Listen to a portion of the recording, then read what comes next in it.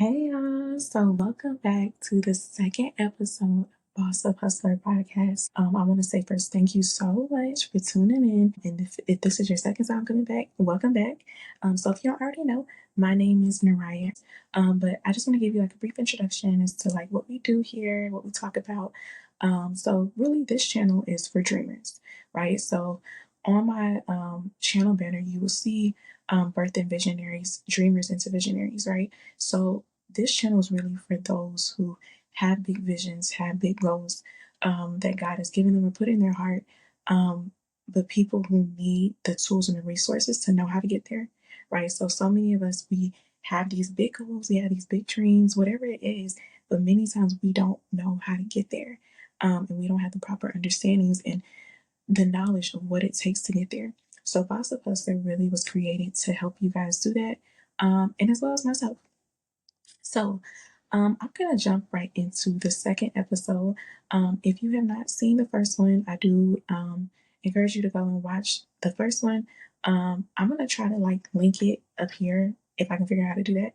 If I can't, it'll definitely be in the description. But please make sure you watch that one just so you understand like who I am, what this channel is about, because the first episode really kind of lays the groundwork for the next episodes. So, as you guys can tell from the title, I'm really going to be talking about in this episode that you have the power to rewrite your story. So one of the main things really, when it comes to really breaking through glass ceilings, birthing out visions, living these beautiful, beyond extraordinary lives, achieving dreams, goals, and aspirations, there are certain key understandings that everybody must have. There's certain frameworks that you must have if you are going to birth out certain visions. And today I'm going to introduce one of the first ones. So the first one is life is really what you decide to make it. Again, I'm going to say it one more time, but life is what you decide to make it. So on this channel, for me, the way I do things is I'm not the type of person that really likes people just throwing out ideas and they don't give you the receipts, they don't give you the proof to basically back up their claim.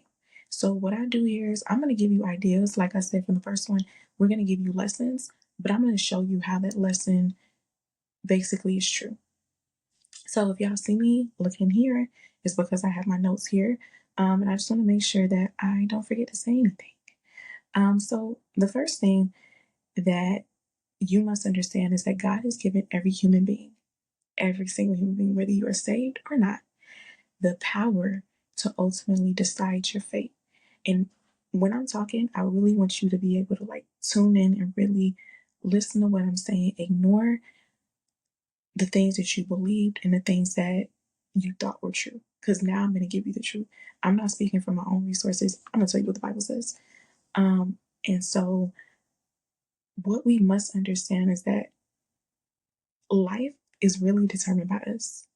Every human being, God has given the ability and the power to shape their own lives. So many times we look at external things, maybe what has happened to us in the past, um, maybe the neighborhood that we grew up in, um, maybe the lack of maybe what we can and cannot do. And we start to say, oh, these things are the reason why I can't get here. I can't do this. It's not. Ultimately, how far you go in life, whether you succeed or fail, is ultimately up to you. It has nothing to do with everything that's going on around you. It has nothing to do with the external things. It has everything to do with what you decide and how you decide to respond to those things. I do want to make sure that when I'm saying these things, I'm not disregarding some of the things that people have been through. I have my own story. Like I said, maybe one day I'll share it.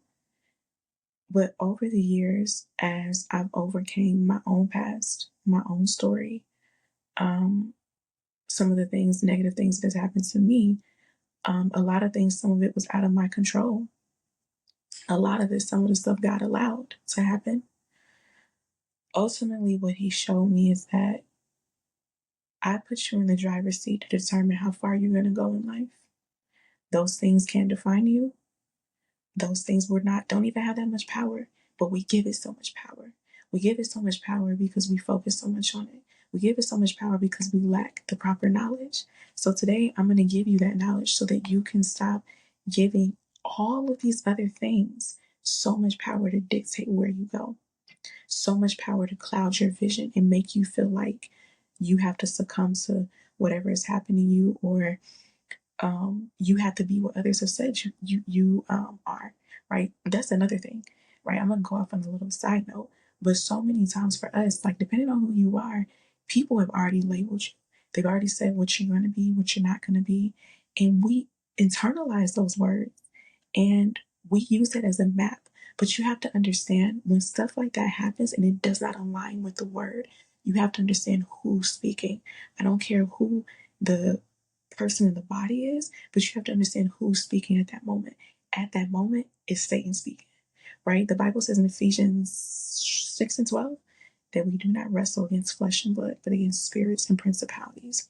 So many times the enemy will use people to proclaim and speak certain things over us. His hope is that you will take those words, internalize them, and believe them. And whatever you believe, you end up birthing out, right? Whatever you internalize, you end up moving in alignment with it. So he uses words to try to script your life, to try to tell you where you're going to go. So many of us sometimes are bound by words and what somebody has said about us. But today, I am again going to show you, you got to stop living by that. At the end of the day, that stuff does not have that much power. You're giving it more power than really what it really has. So the first verse that I'm going to go to is Proverbs 4:23. I'm going to read this from the NKJV version, but for y'all, I really highly encourage you to read it from the NLT. That's the easier version. But it says, "Keep your heart with all diligence, for out of it springs the issues of life." So basically, when you kind of break down this verse and make it super simple, what he's saying is guard your mind because it's determining the course of your life. Guard your mind because it's determining the course of your life. So two things I want to highlight here. The first of them is that he's saying that our lives are ultimately determined by what's going on up here. Number two, he's also saying that it's your responsibility to control that thing. In other words, I put you in the driver's seat to determine your life, to determine how far you go in life, to determine the course of your life. One of those ways I put you in the driver's seat is through your mind, right? I created your mind and put so much power in your own mind that it ultimately can shape where you go in life. The main thing that I want you to get from this verse is that he's saying that it's our responsibilities, that really ultimately the course of our life is determined by what we allow in our mind, what kind of knowledge we obtain, what we meditate on, what we focus on. That's ultimately up to us. Then the other thing too is that now I want to get into this piece about our environments. And I kind of touched on it earlier, but a lot of times our instinct is to say, well, I never seen this person do it because I grew up around them and they never did it before. Or I always seen everybody do this, so I just kind of did it.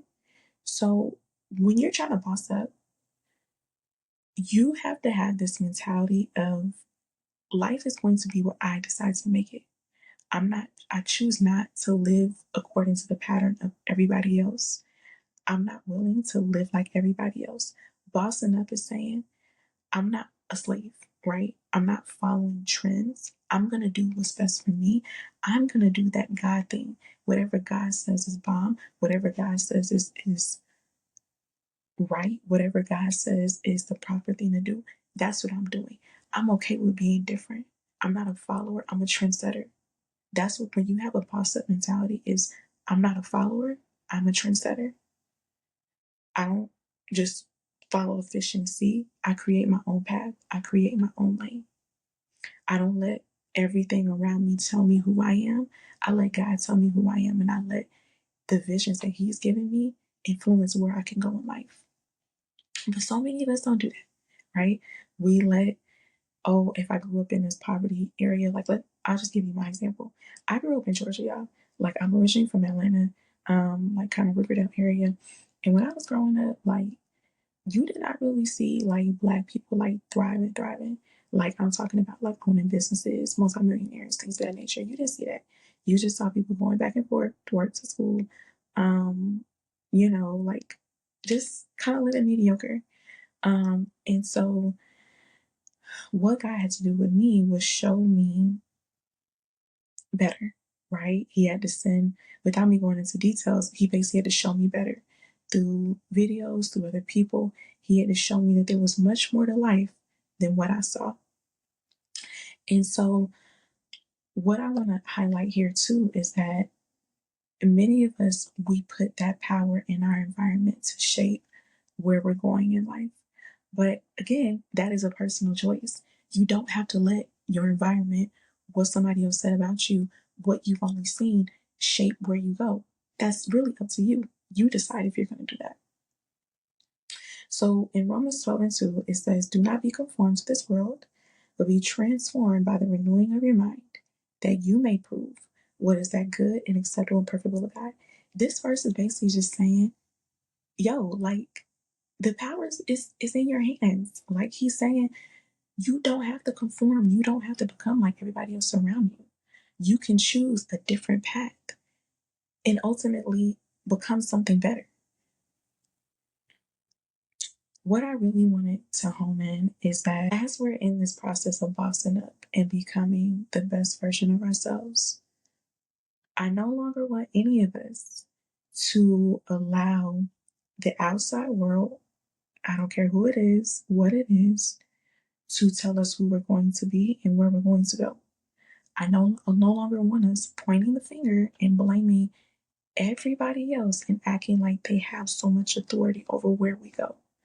Proverbs 4:23 shows us that we give them that power.